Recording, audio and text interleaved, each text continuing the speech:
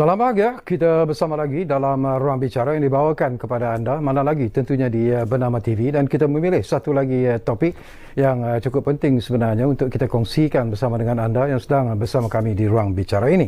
Baiklah, topik yang kita pilih hari ini di ruang bicara ialah Belanjawan 2022, kemakmuran dikongsi bersama. Dan kita ada tetamu yang cukup istimewa sebenarnya bersama saya di studio ruang bicara ini. Jadi terlebih dahulu kita ingin mengucapkan jutaan terima kasih dan selamat datang kepada yang berbahagia, Datuk Muhammad Nizam bin Sairi, iaitu Ketua Pegawai Eksekutif di Lembaga Hasil Dalam Negeri Malaysia ataupun HASIL. Jadi Assalamualaikum Datuk. Waalaikumsalam warahmatullahi. Berapa tahun kita tak bertemu tu? 2 tahun? Saya ingat ada 2 tahun setelah saya berada di sini. Betul. Jadi kami cukup berterima kasih di atas kesediaan Datuk untuk hadir dalam program Ruang Bicara ini. Kami juga berterima kasih sebenarnya kerana bernama sering memberi ruang kepada LHDN untuk mendekati rakyat dengan isu-isu percukaian melalui platform seperti ini. Alhamdulillah. Baik, ini sesuatu yang menarik jugalah. Terlebih dahulu kami di Bernama, khususnya di Bernama TV ini, di Ruang Bicara ini, ingin mengambil kesempatan ini untuk mengucapkan jutaan ataupun ucapan tahniah sebenarnya Datuk di atas pelantikan Datuk sebagai Ketua Pegawai Eksekutif Lembaga Hasil Dalam Negeri Malaysia ataupun HASIL, dan pelantikan itu telah pun disempurnakan pada 19 Oktober yang lalu. Jadi ini pun sesuatu yang penting dan menarik sebenarnya tu ya. Saya tahu latar belakang Datuk. 37 tahun Datuk sudah pun bersama dengan HASIL, dan sudah tentulah segala pengalaman yang ada kepada Datuk itu tidak memberi masalah untuk Datuk mengemudi Lembaga Hasil Dalam Negeri Malaysia ataupun HASIL. Tapi saya percaya Datuk juga sebenarnya apabila dilantik sebagai Ketua Pegawai Eksekutif mempunyai visi dan juga strategi tertentu dalam usaha untuk membawa ataupun yang lebih penting sekali memudahkan urusan pembayaran cukai, menjalankan tanggungjawab mereka. Mungkin kita boleh kongsi bersama dengan Datuk. Ya, terima kasih. Pertamanya terima kasihlah kerana atas ucapan tahniah kepada saya tadi. So memanglah ini bukanlah satu tanggungjawab yang ringan untuk memimpin satu organisasi yang bertanggungjawab. Betul. Mengutip hasil sekira-kira 50 ke 60% daripada hasil cukai untuk negara setiap tahun. So itu satu tanggungjawab yang besar, dan alhamdulillah saya sebenarnya mendapatnya dalam keadaan yang baik. Maknanya organisasi itu pada satu tahap yang baiklah. Saya hanya perlu meneruskan usaha-usaha lah. Jadi berbalik kepada soalan tadi tentang apakah vision ataupun langkah strategi yang akan saya utarakan dalam usaha untuk memudahkan pembayar cukai ini melaksanakan tanggungjawab mereka. Jadi menariknya dekat situ adalah penekanan terhadap perkhidmatan itu sendiri kan. Kerana kami di Lembaga Hasil Dalam Negeri ini sebenarnya peranan organisasi itu telah lama dilihat mungkin dari satu sudut sahaja, iaitu dari sudut penguatkuasaan, mencari orang yang lari daripada cukai. Tapi sebenarnya dia punya skop tu adalah lebih besar. Sebelum pergi kepada mencari orang yang lari itu sebenarnya peranan LHDN adalah untuk menyediakan satu sistem percukaian yang mempunyai yang dikatakan mudah untuk pembayar cukai melaksanakan tanggungjawab mereka. Apabila semua telah disediakan dengan mudah, dengan senang untuk orang ramai yang melaksanakan tanggungjawab, barulah kita pergi mencari siapa yang tidak melaksanakan tanggungjawab. Jadi sebenarnya fokus tu kita kena bawa balik kepada memudahkan dahulu. Fokus kepada memberi perkhidmatan. Jadi antara langkah-langkah ataupun strategi bagi memudahkan pematuhan cukai itu sudah tentulah untuk menyediakan perkhidmatan dalam era zaman teknologi 4.0 ni, dikatakan Industrial Revolution 4.0 ni. Kita kena menggunakan teknologi dalam usaha untuk memberikan perkhidmatan tu dalam bentuk yang lebih mudah dicapai. Kalau istilah sekarang ni 24/7 servis tu. Kalau traditionally kena datang ke pejabat antara 8 hingga 8 pagi 5 petang. Betul. Tapi kita kena luaskan lagi, dan dengan teknologi dia menjadi sesuatu yang possible, yang boleh dilaksanakan. Jadi kita ada sebenarnya sekarang, sehingga sekarang ni lah, telah ada 28 perkhidmatan percukaian yang boleh dicapai di dalam melalui talian secara online. Jadi pembayar cukai tidak perlu lagi bersusah payah untuk datang ke pejabat mendapatkan perkhidmatan dan sebagainya. Jadi antara satu yang saya ingin nyatakan di sini terbaru ini, kami telah melancarkan satu platform yang kami panggil MyTax, yang itu yang kita anggap macam satu gerbang lah atau satu single gateway bagi setiap pembayar cukai untuk mendapatkan perkhidmatan cukai ini. Contohnya kalau mereka hendak melaksanakan e-filing, hendak membuat bayaran, hendak melihat ledger ataupun baki cukai yang mereka perlu bayar dan sebagainya, mereka boleh melalui satu gerbang ini. Jadi kita memudahkan, dia tak perlu pergi ke ataupun masuk mengikut jalan yang banyak untuk mendapatkan perkhidmatan yang pelbagai. Okey, saya tertarik hati bila Datuk sentuh tentang MyTax, dan saya difahamkan sebenarnya ada video khas yang akan memberikan satu gambaran yang lebih jelas lagi sebenarnya kepada anda bila kita bercakap tentang apa yang disebut oleh Datuk tadi, iaitu MyTax. Cuba kita saksikan sekarang. Ya. Saya maklum perkara tersebut. Kita bayar cukai daripada wang yang kita dapat. Bukan ikut kerjaya. Selagi pendapatan belum layak, tidak perlu bayar cukai. Laman web dia senang nak ingat. mytax.hasil.gov.my. Tak payah keluar rumah. Jangan tangguh, buat sikit-sikit. Walaupun sedikit saja kita membayar cukai, ini tetap menjadi sumbangan kepada negara kita. Okey, itu sedikit berkaitan dengan MyTax. Tak tahulah kalau ada lagi tambahan yang ingin Ya, betul. Macam komunikasi antara pembayar cukai dengan pihak hasil, sama ada secara email dan sebagainya, surat menyurat, juga boleh melalui gerbang MyTax ni. Mendapatkan contohnya perkhidmatan seperti sijil penyelesaian cukai juga boleh dapat. Jadi kebanyakan perkhidmatan yang boleh dicapai secara online boleh dicapai melalui satu gerbang ni. Jadi ini salah satu macam kita kumpulkan kepada satu tempat dan boleh pergi ke pelbagai perkhidmatan. Okey. Baik, kepada anda yang sedang bersama kami ketika ini, yang mungkin sedang menyaksikan ruang bicara ini, saya telah pun mendapat keizinan sebenarnya daripada yang berbahagia, Datuk Muhammad Nizam. Sekiranya anda juga ingin bertanya apa saja dan ataupun mengemukakan pandangan dan juga pendapat berkaitan dengan isu yang kita bincangkan ini, kita sediakan dua talian seperti biasa kepada anda, iaitu 03 2697 9767 dan juga 03 2697 9768.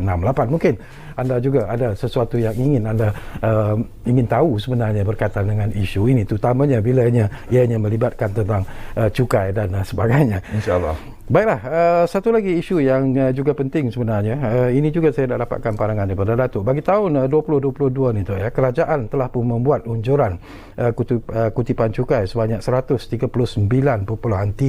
bilion ringgit. Apakah Datuk merasakan bahawa target ini adalah sesuatu yang viable, yang realistik dan ianya boleh dicapai oleh lembaga hasil dalam negeri Malaysia ataupun hasil sebenarnya tu? Baik, saya pernah ditanyakan soalan ini juga sebenarnya. Jadi saya mulakan dari segi sedikit latar belakang perjalanan, bagaimana kerajaan setiap tahun membuat anggaran hasil yang boleh dikutip melalui cukai dalam konteks ini cukai pendapatan lah. Kami di Lembaga Hasil Dalam Negeri dari awal lagi akan mengadakan sesi perbincangan dengan pihak Kementerian Kewangan untuk meneliti dua sudut. Satunya sejarah atau historical dari segi kutipan hasil dari pelbagai sumber dalam cukai pendapatan dan sebagainya. Jadi kita melihat trend dia sama ada meningkat, menurun dan sebagainya. Dan kedua dari segi keadaan semasa dan anggaran pada tahun hadapan itu dijangka misalnya. Jadi berdasarkan kepada data-data inilah anggaran hasil untuk tahun berikutnya itu dihasilkanlah ataupun dipersetujui.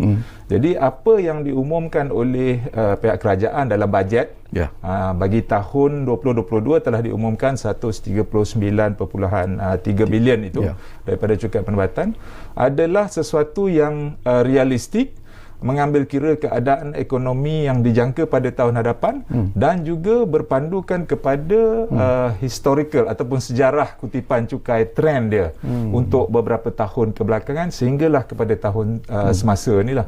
Jadi bagi saya ia adalah sesuatu yang realistik target itu. Dari segi cabaran lah, cabaran untuk mengutip hasil yang dijangkakan ini sudah tentulah saya rasa cabaran yang paling besar adalah keadaan semasa ekonomi itu sendiri. Kerana kita tahu kita ini berada dalam satu tempoh pandemik yang sudah pun masuk tahun kedua dan walaupun tahun lepas kita jangka macam tahun ni kita akan kembali pulih, tapi tahun ini keadaannya seperti lebih buruk juga, dan begitu juga sekarang ni pun masih lagi suasana tu tidak begitu menentu sama ada pandemik ni akan berakhir pada tahun hadapan atau tidak. Jadi keadaan ekonomi itu juga begitulah. Namun berpandukan kepada keadaan semasa lah, setelah lebih banyak sektor dan ruang dibuka oleh kerajaan untuk memulakan semula ke arah recovery ini, kita dapati bahawa trend semasa menunjukkan satu itu pemulihan lah, perjalanan pemulihan itu yang kita lihat ini dari sudut hasil yang dikutip ya. Kita melihat bahawa slope ataupun kadar pemulihan itu adalah pada kadar yang sangat baik.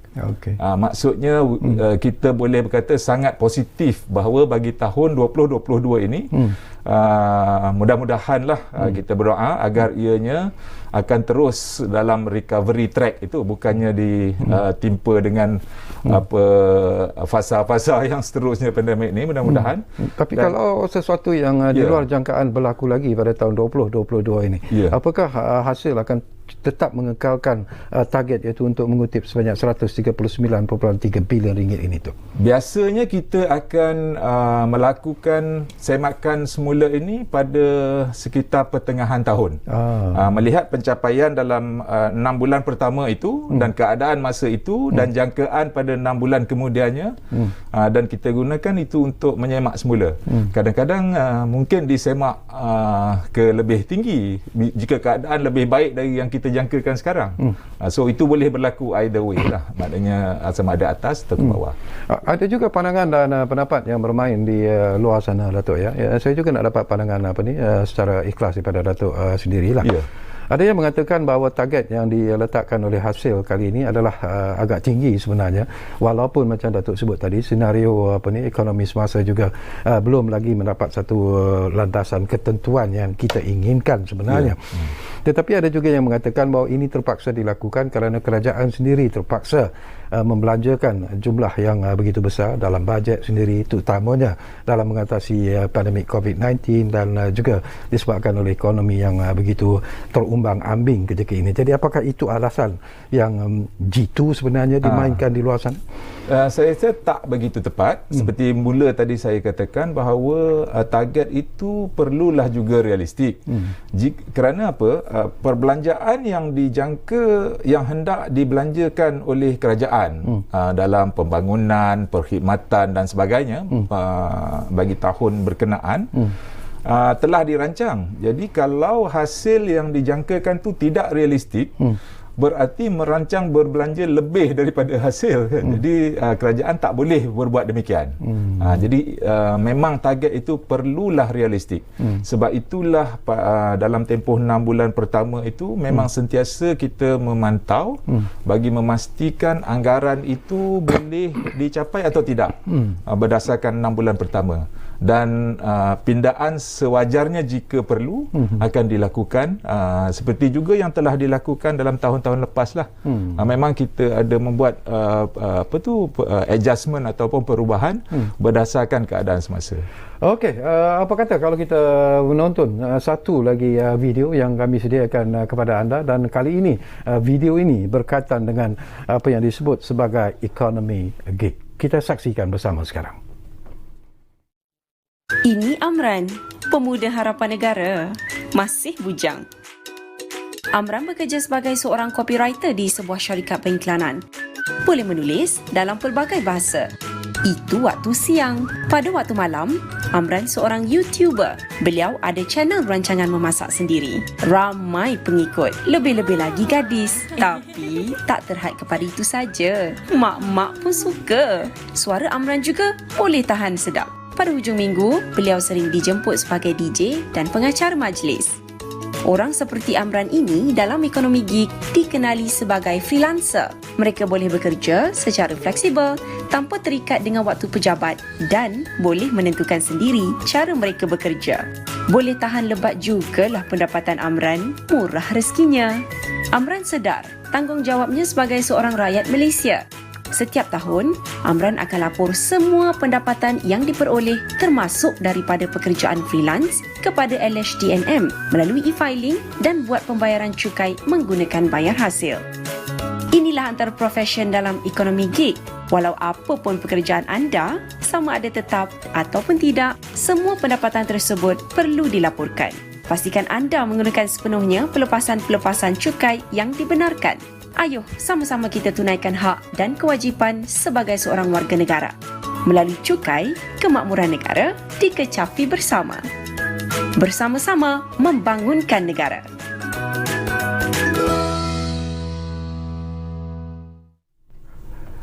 Okey, menarik. Okey, saya nak ambil daripada apa yang kita saksikan di video nanti tentang sikap yang ditunjukkan oleh Amran tadi. Ini sesuatu yang harus menjadi contoh kepada kita semuanya.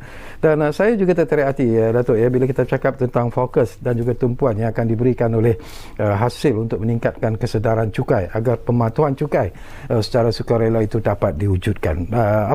Bagaimana apa yang akan dilakukan sebenarnya tu? Ya, betul. Jika boleh saya tambah tadi, video itu adalah salah satu sebagai contoh lah antara langkah-langkah yang diambil oleh LHDN dalam usaha kami untuk meningkatkan kesedaran kepada rakyat lah ataupun pembayar cukai di luar sana tentang tanggungjawab membayar cukai ini. Apabila kita dapati bahawa ramai yang menceburkan diri dalam bidang seperti tadi gig ekonomi ini, kita dapati ramai yang mungkin kurang pengetahuan atau kesedaran bahawa kerja-kerja sampingan itu juga jika ianya menghasilkan pendapatan perlu dilaporkan dan perlu dibayar cukai pendapatan. Jadi peranan kami tidak hanya pergi mencari siapa yang tak bayar, itu mungkin tahun hadapan, 2 tahun kemudian baru kita ketemui. Tapi sekarang ini kita hendak mendekati semua golongan kalau dalam contoh ini mereka yang terlibat dengan gig ekonomi ini, kita memberikan berbagai bentuk makluman tentang percukaian itu sendiri. Apakah tanggungjawab mereka, apa yang mereka perlu lakukan dan sebagainya. Jadi jika mereka ataupun dari segi awareness ataupun kesedaran cukai mereka itu pada tahap yang baik, kami yakin bahawa pematuhan kepada cukai itu juga akan meningkat dengan sendirinya. Jadi tidaklah kita akan hanya berfokus kepada mencari orang yang lari daripada cukai. Jadi meningkatkan kesedaran tentang cukai ini satu strategi kami lah. Dan sebenarnya saya sendirilah mengambil pendekatan untuk mendekati golongan terutamanya golongan-golongan perniagaan lah. Sebagai contoh, dalam tempoh 2 bulan pertama ini saya telah mengadakan libat urus berjumpa dengan dewan-dewan perniagaan misalnya.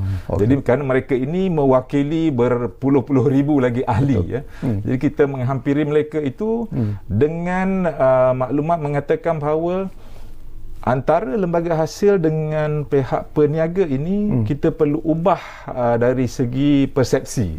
Bukan satu pihak yang menguatkuasakan dan satu pihak yang dikejar sebagainya. Begitu. Itu pandangan lama. Kita nak melihat dan mengubah hubungan itu sebagai satu partnership ataupun partner in compliance. Sama-sama bekerjasama untuk memastikan pematuhan kepada perundangan. Dalam kes ni undang-undang cukai lah. Jadi itu adalah sebenarnya sesuatu yang lebih orang kata lestari lah. Maknanya dia akan terus berpanjangan jika kita berfokus kepada meningkatkan pematuhan itu sendiri. Jadi bolehlah kami di Lembaga Hasil dalam ini terus mencari jalan untuk menjadikan pematuhan cukai itu satunya mudah, keduanya murah. Maksudnya murah tu apa? Dia melaksanakan pematuhan cukai itu tanpa perlu banyak mengeluarkan belanja untuk patuh. Jadi kita menyediakan infrastruktur yang sebaik-baiknya, misalnya begitulah. Ya. Membetulkan persepsi ini pun sesuatu yang penting sebelum kita berehat. Jawapan seringkas-ringkasnya daripada Datuk Muhammad Nizam sendiri adalah dulu timbul juga persepsi yang mengatakan bahawa bila kita sebut tentang lembaga hasil dalam negeri ini, kita takut sebenarnya. Masing-masing berapa dia rasa bimbang bila dapat surat daripada lembaga hasil aja, alamak apalah pula jadi ni kan. Tetapi apakah Datuk melihat bahawa persepsi tentang pendekatan yang dilakukan oleh hasil sendiri membuahkan sesuatu yang cukup positif, di mana it becomes very friendly sebenarnya kepada pelanggan-pelanggan dan sebagainya? Sebenarnya saya mendapat maklum balas yang sangat positif apabila saya mula mengadakan program libat urus mendekatkan LHDN dengan pembayar cukai ini. Saya mendapat maklum balas yang sangat positif bahawa mereka sebenarnya menanti-nantikan juga begini sebenarnya, supaya bagi perniagaan ni rata-ratanya lah, dan majoriti pembayar cukai, rakyat, perniagaan dan sebagainya, majoritinya mereka hendak patuh. Tinggal lagi kadang-kadang dia ada kurang kefahaman, mendapat ditakut-takutkan. Sebenarnya kalau ada apa-apa masalah, kekeliruan, tak faham, datang ke Lembaga Hasil Dalam Negeri. Itu yang kami sampaikan sekarang ni. Kami ni rakan kongsi untuk ke arah itu, bukannya orang kata seterulah, kamu di sebelah sana, kami di sebelah sini, tidak ya. Kita patut bersama-sama dalam perjalanan untuk memastikan hasil negara ini dapat dikutip dengan sebaik-baiknya. Tidak ada kebocoran dan ketirisan, atau kalau ada kita minimalkan. Okey. Baik, semakin menarik perbincangan ini, tapi seperti biasalah kita diarah Datuk untuk berehat dulu buat seketika. Dan kepada anda, saya ingatkan lagi sebenarnya kita juga memberi ruang dan juga peluang kepada anda untuk berkongsi pandangan dan juga pendapat atau bertanya apa saja berkaitan dengan isu yang kita bincangkan ini. Jadi gunakan kesempatan ini dengan memanggil kami di 2 talian yang kami sediakan kepada anda. Saya ulangi lagi, 0326979767 dan juga 0326979768. Kita rehat dulu.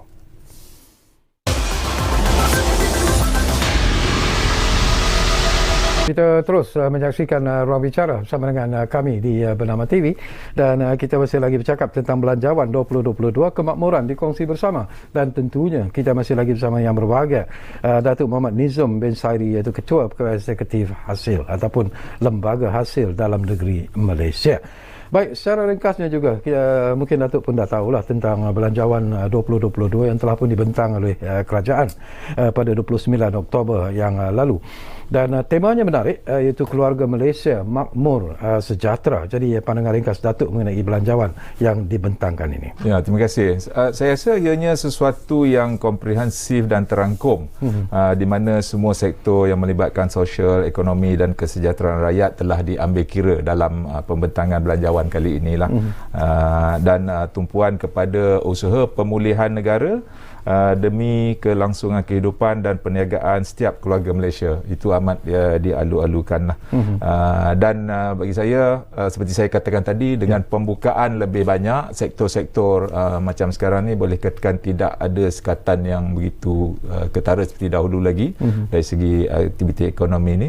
Kita yakin bahawa keadaan akan bertambah baik dan perjalanan ke arah pemulihan itu akan insya-Allah berjalan dengan lebih cepatlah daripada yang kita jangkakan sebelum ini, berdasarkan indikator semasa lah.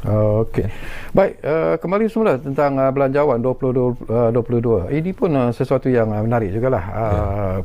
Pelaksanaan apa yang disebut sebagai cukai makmur. Cukai makmur, ya. Ini pun banyak diperkatakan, ada yang setuju, ada yang tidak setuju, ada yang memberi pendapat yang pro dan kontra dan sebagainya. Jadi mungkin boleh dapat pencerahan daripada Datuk sendirilah tentang cukai makmur itu. Ya. Cukai makmur ni macam kalau istilahnya macam apa nama ni, ada yang kata macam windfall tax semua sebagainya lah. Dia sebenarnya satu konsep di mana kerajaan hendak mendapatkan punca hasil tambahan dalam usaha untuk memulihkan ekonomi ini daripada sektor ekonomi ataupun perniagaan yang sebenarnya walaupun di saat kita menghadapi pandemik, dalam mana ekonomi menghadapi cabaran yang besar dalam 2 tahun yang lalu ini, setengah ataupun sebahagian perniagaan tu sebenarnya dia mendapat macam benefit tambahan. Ya, kita pun tahu contohnya perniagaan kalau melibatkan tentang pembuatan glove misalnya lah, saya sebutkan sebagai satu contoh yang semua orang tahu. Mereka mendapat perniagaan dalam bidang ini begitu pesat berkembang dalam tempoh pandemik ini oleh kerana produk itu sangat diperlukan dan sebagainya. Jadi ada banyak lagi lah sektor-sektor yang begini. So kerajaan mengenakan cukai ini secara one off, sekali sahaja. Satu bentuk cukai tambahan, iaitu di mana pada kadar biasanya syarikat sahaja yang dikenakan. Syarikat ini dicukai pada kadar 24%, tetapi bagi tahun 2022 ini, jika syarikat atau perniagaan itu menghasilkan keuntungan bercukai yang lebih dari 100 juta. Jadi yang lebih dari 100 juta itu akan dikenakan cukai pada kadar yang lebih tinggi, iaitu 33%. Dan ramailah ramai yang memberikan pandangan awal yang agak negatif tentang cadangan kerajaan ni sebagainya, tapi kami juga telah memberikan penerangan tentang apa rasional di belakang cadangan ini dan sebagainya. Dan respon daripada syarikat-syarikat Alhamdulillah, sebenarnya yang bakal terlibat ni kita pun dah buat kajian awal. Dia bukanlah begitu besar, bilangannya sangat kecil. Dan syarikat-syarikat ini mereka pun tahu bahawa mereka tidak akan begitu terbebanlah dengan tambahan yang telah, because semasa proses cadangan itu pun dah ada konsultasi dengan pihak awam dan sebagainya. Pihak kerajaan dah ada buat tu. Jadi kita dah dapatkan sedikit gambaran sebelum dicadangkan lah. Okey, tentang nombor pengenalan cukai kepada individu yang berumur 18 tahun ke atas. Ini pun sesuatu yang penting jugalah. Apa sebenarnya yang dimaksudkan tu? Ya, okey. Satunya di Malaysia ini sehingga sekarang lah yang mendaftar fail dengan yang ada nombor rujukan cukai ni adalah mereka yang kiranya berdaftar dengan LHDN untuk tujuan nak melaporkan pendapatan lah, ataupun mungkin ada 1-2 tujuan yang lain mereka perlukan rujukan tu. Tetapi sebenarnya di peringkat antarabangsa, dari segi praktisnya lah sekarang ini, banyak keperluan perlu ada nombor rujukan cukai misalnya. Sebagai contoh, bagi sesiapa yang keluar negara, misalnya untuk mungkin ada urusan di sana, ada perniagaan, hendak membuka akaun dan sebagainya, mereka perlu ada nombor rujukan cukai dan sebagainya. So begitulah praktisnya di negara lain, semua orang dah ada nombor rujukan cukai. Tapi kalau kata dia belum bekerja lah dalam umur 18 tahun, 21 tahun tu apa perlu juga? Jadi di situlah di Malaysia ini, kerajaan sebenarnya cadangan ni telah diutarakan dalam bajet pada tahun 2020 yang lalu. Tapi pelaksanaannya ditangguhkan setahun untuk memastikan infrastrukturnya semua sedia. Jadi bermula 2022 ini, individu yang berumur 18 tahun ke atas perlu ada Tax Identification Number atau TIN ini, TIN. Dan untuk memudahkannya, LHDN akan membuatnya secara automatik lah. Jadi kita mendapatkan citizen ni, senarai individu ni daripada pejabat pendaftaran kalau di negara kita, dan kita menggunakan itu untuk mendaftarkan TIN inilah bagi mereka yang lebih 18 tahun. Jadi bermula pada tahun 2022 nanti, kita bermula dahulu dengan transaksi seperti bagi mereka yang hendak melakukan pindah milik harta contohnya, dalam borang stamp tu perlu ada nombor TIN. Kita bermula demikian. So akhirnya nanti boleh katakan bagi sebagai usaha untuk mengatasi yang saya katakan tadi, mengurangkan kebocoran kepada sistem hasil cukai ini. Jadi ini sebagai salah satu langkahnya lah ke hadapan nanti. Ya. Okey, masih lagi kita nak menyentuh tentang bajet 2022. Kita tahu bahawa Menteri Kewangan juga telah mengumumkan berkenaan dengan pembatalan pengecualian cukai ke atas pendapatan daripada punca luar negara. Dan hasil juga menawarkan apa yang disebut sebagai program khas permitan pendapatan ataupun PKPP. Ini juga mungkin memerlukan satu penjelasan yang lebih jelas sebenarnya daripada Betul. Terima kasih. Dalam Akta Cukai Pendapatan tu ada satu pengecualian yang diperkenalkan seingat saya mula pada tahun taksiran 2004 lagi. Di mana pendapatan daripada luar negara yang diremit atau dibawa masuk ke Malaysia sebenarnya dikecualikan cukai. Sehingga sekarang lah. Jadi apa yang kerajaan buat adalah pengecualian ini sebenarnya ditarik balik lah. Berarti pada asalnya memang kena, tapi dikecualikan. Jadi sekarang ni pengecualian itu ditarik balik. Seperti yang dikatakan tadi lah. Jadi kalau ada pemastautin lah di Malaysia ini yang meremitkan pendapatan yang mereka terima dari luar negara balik ke dalam negara, dia akan tertakluk kepada cukai. Tapi tertakluk kepada cukai itu adalah cara-caranya. Cumanya kerajaan setelah membentangkan cadangan itu terus mendapat pandangan, feedback daripada orang awam semua sebagainya.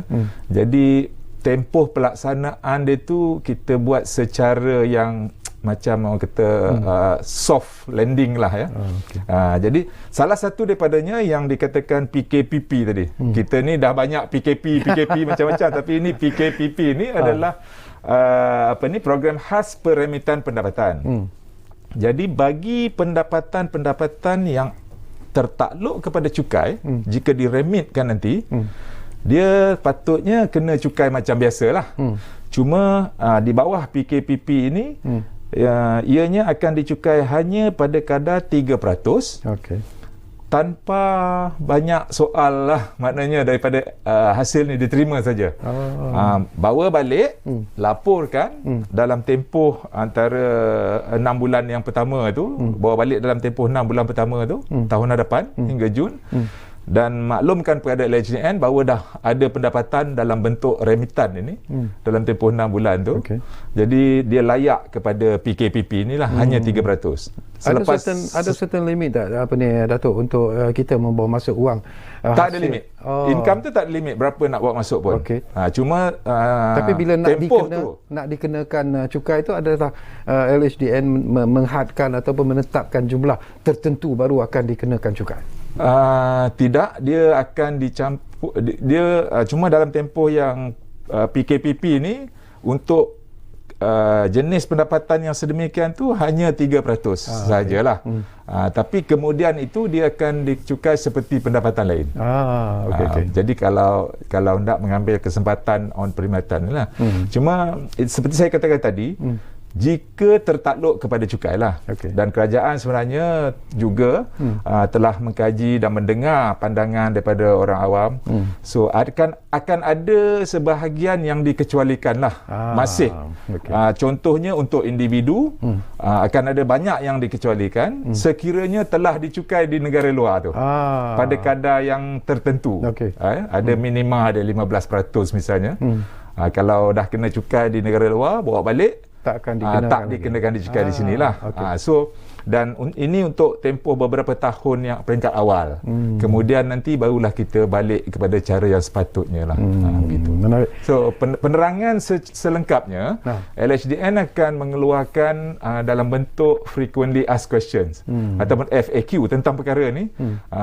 InsyaAllah dalam sehari dua nanti kita akan masukkan semula ke dalam website Lembaga Hasil untuk orang ramai mengetahui lebih lanjut lah tentang program ini, tentang pendapatan yang dikecualikan jika diremitkan, yang kena cukai jika diremitkan dan sebagainya. Tapi memang ini dirangka begitu lama, dan apakah hasil berpendapat bahawa ini juga mungkin akan memberikan satu pendapatan yang baik kepada negara sebenarnya? Dari aspek teks itu. Betul. Satu dari sudut pendapatan tadi, maknanya akan ada pendapatan tambahan kerana memang ada pendapatan-pendapatan yang diremitkan dari luar negara balik ke sini ni, because mengikut perkara ini sebenarnya semasa dikecualikan dulu pun contohnya syarikat yang baru masuk dilaporkan, cuma kita tak kenakan cukai lah sebab dikecualikan. Jadi berdasarkan maklumat yang kita ada semua sebagainya, jika dikenakan cukai memang adalah pendapatan tambahan. Itu dari sudut pendapatan tambahan lah. Dari sudut yang lain pula sebenarnya kita juga perlu mematuhi standard cukai antarabangsa lah. Bermakna kita tidak boleh ada pendapatan yang misalnya tidak dikenakan cukai langsung. Langsung tak kena cukai, di negara lain tak kena, di sini pun tak kena kan. Jadi atas inisiatif sedemikianlah. Cuma satu yang saya perlu tekankan bahawa kita tidak mengenakan cukai dua kali ke atas mana-mana pendapatan. Maksudnya jika di negara lain telah dikenakan cukai, dibawa masuk, patut maknanya subject to tax ya di Malaysia. Apa yang mereka dah bayar di sana tu boleh dituntut seperti kredit lah. Jadi hanya perlu bayar sini jika kadar di sini lebih tinggi. Itu dia punya prinsip lah. Dia tidak akan kena dua kali. Okey, satu lagi isu yang saya juga nak dapatkan pandangan Datuk lah. Ini pun banyak dimainkan terutamanya dalam media sosial, pandangan-pandangan daripada ahli korporat dan sebagainya, dan daripada rakyat biasa pun yang membayar cukai juga merasakan menyuarakan perkara ini, dan mereka menyuruh saya berkongsi pandangan ini bersama dengan Datuk. Ada yang mengatakan bahawa bila kita bercakap tentang standard cukai, tadi Datuk sebut tentang standard cukai antarabangsa, tetapi dikatakan bahawa standard cukai di negara kita ini dikatakan agak tinggi jika kita bandingkan dengan negara-negara lain, terutamanya di rantau ASEAN, kecuali Singapura barangkali. Tapi tak tahulah pandangan Datuk dalam isu ini tu. Mungkin dari segi kadarnya, kadar cukai yang dikenakan. Secara kita panggil dipanggil effective rate lah. Kadar yang memang kita ada kadar-kadar yang tertentu, tapi oleh kerana kadar kita ni bermula dengan kosong, satu, dan dia bertingkat-tingkat macam tu. Tapi bila kita average kan, effective rate kita sebenarnya memang tidaklah lebih rendah, tetapi sangat kompetitif di ASEAN ini. Mungkin Singapura tu sedikit lebih rendah, tetapi kadar kita adalah kompetitif dari segi effective tax rate itu sendiri. Jadi tidaklah macam tertinggi in this region dan semua sebagainya. Baik, kita kembali semula kepada isu yang sedang mendapat sambutan ketika inilah. Kita tahu bahawa baru-baru ini pun negara kita dilanda dengan bencana banjir, dan 8 negeri yang mengalami satu situasi yang agak teruk sebenarnya, terutamanya di Selangor, di Kelantan, di Pahang, dan di Melaka, di Johor, begitulah. Tapi difahamkan bahawa hasil juga telah pun membuat pengumuman bahawa sesuatu yang menarik sebenarnya akan ditawarkan oleh pihak hasil sendiri, di mana mereka yang terjejas termasuklah kawasan-kawasan perindustrian, orang perseorangan, bangunan kedai dan banyak lagi peniaga yang terjejas dengan banjir ini pun mereka dikatakan bahawa mungkin akan dikecualikan untuk membayar cukai dalam masa yang tertentu. Jadi apakah ini juga ingin dimaklumkan semula, Datuk, kepada mereka yang terlibat? Ya, terima kasih. Sebenarnya seperti juga dalam keadaan sebelum ini, semasa tempoh pandemik, kita mengambil kira keadaan semasa dan memberikan kelonggaran-kelonggaran tertentu kepada pembayar cukai untuk membayar. Jadi bagi mereka yang terkesan daripada bencana banjir baru-baru ini pun, apa yang kami telah war-warkan, dilaporkan oleh media pada hari ini adalah memberi ruang kepada mereka untuk menangguhkan bayaran cukai semasa. Jadi mana yang perlu bayar dalam bulan 1 tu biasanya by 15 hari bulan dia kena bayar dah, last day dia. Tapi dia boleh sampai hujung bulan. 15 Januari. Januari misalnya kan, boleh sampai ke 31 Januari. Bagi yang dalam bulan Januari ada yang boleh sehingga Februari. So adalah yang kita bagikan garis panduan. Ini bagi mereka yang terjejas, mereka hanya perlu memohon lah. Ada cara memohon, dimaklumkan dan sebagainya. Dan juga bagi mereka yang sedang membayarkan ansuran cukai untuk yang terdahulu kan, boleh datang berjumpa kami untuk menjadualkan semula. Jadi kita bagikan penangguhan lah 1-2 bulan untuk mereka recover daripada bencana banjir ni. So ini sebagai tanda kami memahami lah, because itu yang saya katakan tadi tu, kalau kita ambil pendekatan sebagai partner, kita kena memahami partner kita ni. Ya, mereka dalam kesukaran, kita jangan susahkan mereka lagi. Beri dia ruang sedikit, kemudian continue dan teruskan menjalankan tanggungjawab. Atas dasar simpati lah. Kalaulah mereka yang terlibat dengan banjir ini mengalami sesuatu yang cukup serius sebenarnya, kehilangan rumah, kehilangan perniagaan dan sebagainya, penangguhan mungkin the duration of penangguhan itu apakah berkemungkinan mungkin akan dipanjangkan dalam usaha untuk membantu mereka, Datuk? Tentunya boleh, berdasarkan kepada keadaan-keadaan mereka masing-masing. Jadi saya pun telah memberikan kebenaran kepada cawangan-cawangan yang mengendalikan kes-kes ini, supaya mengambil pendekatan untuk memahami keadaan. Ya, kita tak menetapkan berapa lama boleh dan sebagainya, kecuali yang sangat spesifik. Tapi bagi kes-kes yang tertentu, misalnya keseluruhan premis perniagaan telah musnah sebagainya, tentulah banyak yang perlu dilakukan. Dan kita boleh memberikan apa bentuk penangguhan yang mereka perlukan, yang sewajarnya lah bagi membenarkan mereka untuk kembali beroperasi dan barulah mula balik melaksanakan tanggungjawab cukai masing-masing. Alhamdulillah. So insyaAllah. Ya, baik, kita akan berehat buat kali terakhir dan kembali nanti, walaupun masa semakin suntuk, tapi mungkin ada lagi persoalan-persoalan yang sempat saya kongsikan bersama dengan tetamu kita di studio, Datuk Muhammad Nizam bin Sairi, iaitu Ketua Pegawai Eksekutif Lembaga Hasil Dalam Negeri Malaysia ataupun HASIL. Rehat buat kali terakhir.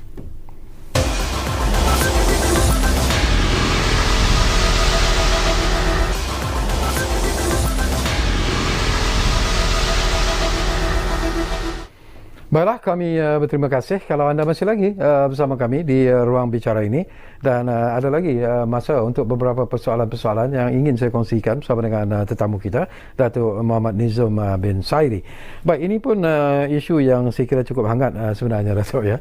Kini dibincangkan oleh media di luar sana lah. Mereka banyak membangkitkan tentang isu ini, iaitu tentang peruntukan baru 2021 yang memberi kebenaran kepada HASIL untuk mendapatkan maklumat akaun bank pembayar cukai tanpa perlu kebenaran pemilik akaun bank tersebut. Ya. Mungkin Datuk boleh betul, ini jelaskan? memang hangat lah. Dan dia dihangatkan lagi oleh sebahagian daripada ni orang, ataupun setengah-setengah tu pengamal percukaian pun ada, saya tengok, yang memberi ulasan secara tidak tepat lah tentang peruntukan ini, dan menimbulkan kegusaran, keresahan di kalangan orang ramai bahawa LHDN ni boleh mendapatkan maklumat bank tentang siapa-siapa saja. Sebenarnya, sebagai memberi penjelasan, pindaan kepada Seksyen 106 Capital A Akta Cukai Pendapatan ini yang dibentangkan dalam belanjawan baru ini, undang-undangnya telah pun diluluskan. Dia sebenarnya akaun bank pembayar cukai hanya bagi kes yang melibatkan perintah garnishment atau garnisi lah. Maknanya dia bukan sebarang kes. Perintah garnishment ni adalah satu proses yang kita lakukan melalui mahkamah, dan setelah mendapat kebenaran dari mahkamah, barulah kita pergi kepada pihak bank untuk mendapatkan maklumat yang tertentu bagi melunaskan tuntutan cukai yang telah pun dituntut melalui mahkamah. Jadi dia bukan sewenang-wenang mana-mana akaun LHDN boleh dapat akses sebagainya lah. So saya mengharapkan bahawa ini penjelasan inilah, terima kasih memberikan platform ini.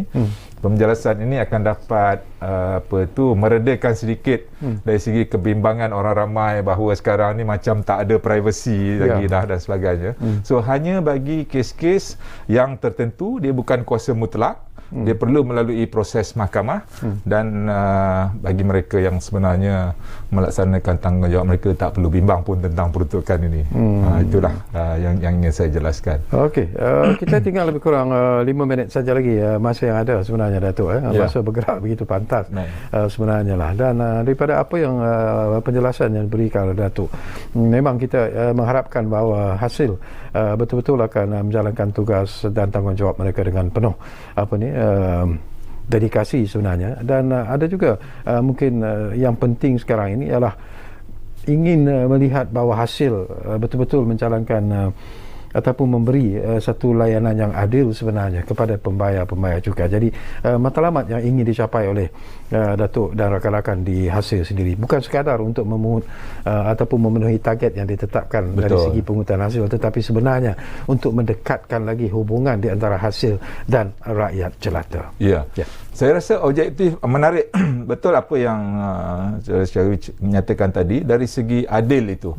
Kerana sistem percukaian itu dia akan menjadi sesuatu yang baik untuk negara itu jika ianya dilaksanakan dengan adil. Itu adalah satu prasyarat yang tak boleh tolak ansur.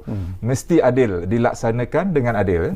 Jadi untuk melaksanakan dengan adil itu adalah langkah-langkah dari segi macam saya katakan tadi, kami perlu menyediakan infrastruktur yang baik supaya orang mudah untuk melaksanakan tanggungjawab dia. Kami perlu memberikan maklumat yang sewajarnya, memberikan kesedaran, memberikan pengetahuan kepada orang ramai tentang apakah tanggungjawab mereka semua sebagainya, supaya mereka tahu. Dia tak ada dalam keadaan tidak tahu apa yang perlu dia lakukan. Jadi untuk berlaku sedemikian itu kita perlu fokus kepada sebenarnya memberikan perkhidmatan dan memperluaskan lagi pengetahuan dan awareness ataupun kesedaran tentang cukai itu. Jadi fokus ke arah situ, dan kita yakin sebenarnya macam saya katakan bahawa majority of orang ramai pembayar cukai ni dia hendak mematuhi undang-undang.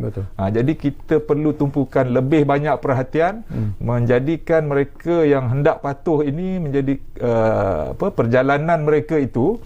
Mungkin kalau kita kata membayar cukai itu gembira, tak adalah kan, tapi kita hendak menjadikannya sebenarnya menyenangkan ataupun pleasant experience. Satu pengalaman yang pleasant lah. Tak susah, tidak menyulitkan, tidak mengelirukan. Jadi itu sebenarnya fokus yang nak kita tumpukan lah. Okey, akhir sekali seruan dan juga harapan Datuk Muhammad Nizom sendirilah kepada rakyat Malaysia, terutamanya kepada pembayar-pembayar cukai sendiri. Silakan, Tok. Ya, terima kasih. Saya sebenarnya di dalam ruangan yang singkat inilah ingin menyeru kepada semua pembayar-pembayar cukai supaya sebenarnya melihat cukai ini sebagai satu aset kita bersamalah di peringkat nasional ini. Dianya sesuatu yang diperlukan oleh negara untuk memastikan kelangsungan pembangunan negara itu sendiri, pembangunan rakyat, pembangunan ekonomi, pembangunan sosial dan ekonomi lah. Jadi itu adalah aset yang bersama yang kita perlu pelihara. Jadi lembaga hasil sebagai pentadbir cukai ada tanggungjawab. Pembayar cukai juga sebagai pembayar cukai ada tanggungjawab.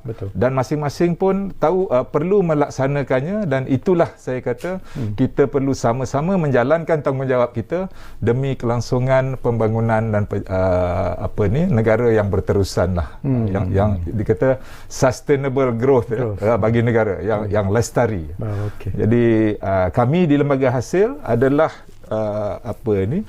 di sini untuk memberikan apa juga bentuk perkhidmatan yang diperlukan untuk memastikan rakyat negara ini dapat melaksanakan tanggungjawab mereka membayar cukai ini dengan baik, dengan mudah, dan dengan yang saya katakan tadi pleasant, menyenangkan, insya-Allah. Insya-Allah. Baik, terima kasih banyak-banyak kepada yang berbahagia, Datuk Muhammad Nizom, kerana sudi bersama dengan kita di ruang bicara ini, dan insyaAllah mungkin Datuk lain kali kita jumpa lagi untuk bercakap lebih banyak lagi perkara-perkara yang lebih menarik berkaitan dengan lembaga hasil dalam negeri Malaysia ataupun hasil, dan tentunya lah kita harap penjelasan yang diberikan oleh Datuk itu sudah pun dapat didengari dan difahami oleh mereka, terutamanya pembayar cukai sendiri, dan tentunya lah kalau ada sebarang feedback, kalau ada sebarang kemuskilan, sebenarnya anda boleh menggunakan talian yang disediakan oleh hasil sendiri untuk mendapat maklumat yang lebih terang dan juga lebih jelas. Jadi terima kasih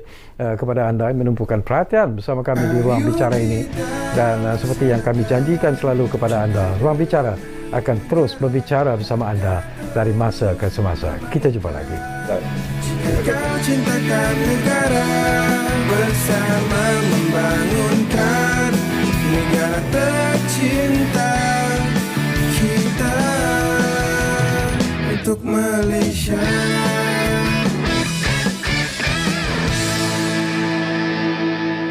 Ayo kita